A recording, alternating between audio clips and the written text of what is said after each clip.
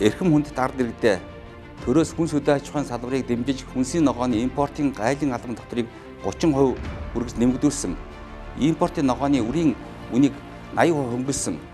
Голох 10 нэрийн хүнсний ногоонд мөнгөн урамшуул олох зэрэг шийдвэр гаргаж хэрэгжлийг зохион байгуулсны үр дүнд энэ жилийн ургацын балансаар хүнсийн ногооны хэрэгцээний 70%-ийг дотоодын ургацаас хангах боломж бүрдэхээр байна.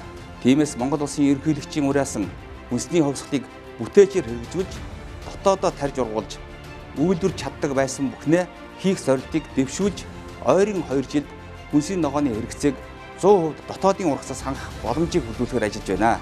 Худалдаа эдийн засаг, байгаль загварын хүндрэл бэрхшээлийг даван туулж хүн ардаа чанартай эрүүл хүнсээр доктортой ханх үйлсэд хүчин зүтгэж яваа хүнс үйлдвэрлэгчид, тариаланчид, ногоочид, жимсчдийн маань шинэ ургацын бүтээгдэхүүний үзэсгэлэн худалдаа намрын ногоон өдрүүд арга хэмжээнд хүрсэн эрхийг урьж байна.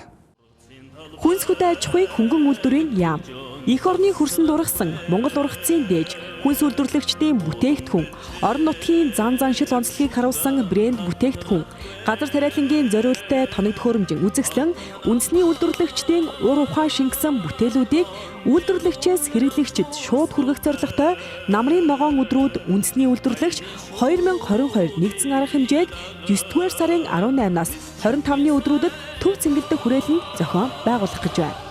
Тариаланч ногоочдынхаа ургацын баярт туглан саатаж, шинэхэн хүнсээр тороо дүүргэн, хүнс, хөнгөн, жижиг дунд үйлдвэрийн бүтээгдэхүүний дээжээс худалдан авч үндэсний үйлдвэрлэлээ дэмжицгээе.